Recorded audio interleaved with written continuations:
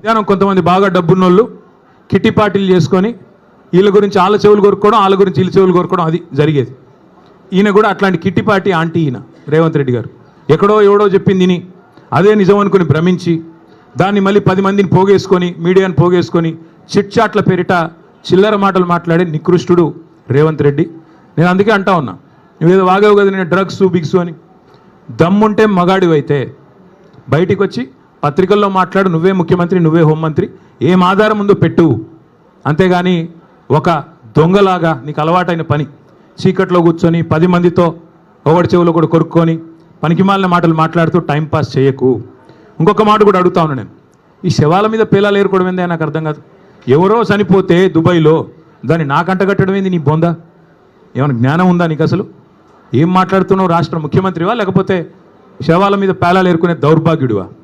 నేను అందుకే అంటా ఉన్నా, నీకు దమ్ముంటే ఆధారం బయట పెట్టు, దమ్ముంటే ఏ టెస్ట్ చేస్తావో చెయ్యి, దమ్ముంటే నీ దగ్గర ఏం ఆధారం ఉందో పెట్టు.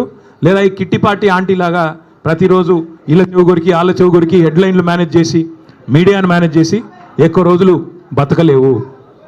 ఇంకో మాట నేను అడుగుతా ఉన్నా, నేను అంటా ఉన్నాడు, నేనంట కోర్టుకు పోయి స్టే తెచ్చుకున్నా అంట. కోర్టు ఏం చెప్పింది తెలుసా రేవంత్ రెడ్డిని?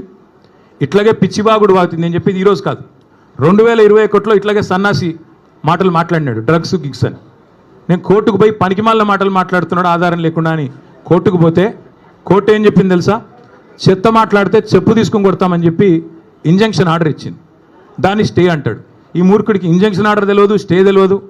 చెత్త మాటలు మాట్లాడితే చెప్పు తీసుకొని కొడతా అని కోర్టు చెప్పింది, నేను కాదు. బుద్ధి జ్ఞానం ఉంటే ఆ ఇంజంక్షన్ ఆర్డర్ ఇంకా ఉంది. నువ్వు ముఖ్యమంత్రివి. ఒక థర్డ్ రేట్ చిల్లరగాడిలాగా బజార్లో పోయే చిల్లర పంచాయతీలాగా చెయ్యకు.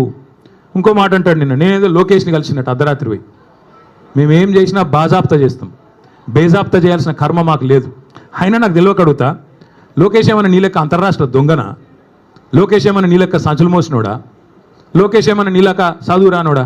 కలిస్తే తప్పేంది? ఒకవేళ కలవలేదు, కలిస్తే తప్పేంది? అయినా నాకు తెలియక ఇంకో మాట అడుగుతా, పక్క రాష్ట్ర మంత్రి యువకుడు, నాతో డెఫినెట్గా సత్సంబంధాలు ఉన్నాయి, ఇద్దరం కూడా ఫ్రెండ్లీగా ఉంటాము, కలవలేదు కానీ కలిస్తే తప్పేంది? నాకు తెలియక అడుగుతా. అయినా మీ పెద్ద బాసు చంద్రబాబు కొడుకే కదా, నేను ఏదో గూండానో దావుద్ ఇబ్రాహింనో చీకట్లో కలిసినట్టు డైలాగులేంద్ర హౌలా. నేను అడిగింది ఏంది, నేను చెప్పింది ఏంది? నేను ఉన్న దొంగను కలిసిన నీలాగా, లేకపోతే నీలాగా లోఫర్ రాజకీయాలు చేస్తున్నాను ఢిల్లీలో పోయి చీకట్లో పోయి అమిత్ షా కాళ్ళు పట్టుకొని చీకట్లో పోయి మోడీ గారి పాదాలకు ప్రణమిల్లి చిల్లర రాజకీయం చేస్తున్నానా? పక్క రాష్ట్ర మంత్రి యువకుడు నాకు తమ్ముళ్ళు అంటాడు, కలిస్తే కలుస్తా కానీ నేను కలవలేదు. దానికి ఏదో పెద్ద ఈయనేదో కుప్ప విషయం కనిపెట్టినట్టు. ఆయన నాకు తెలియక అడుగుతా,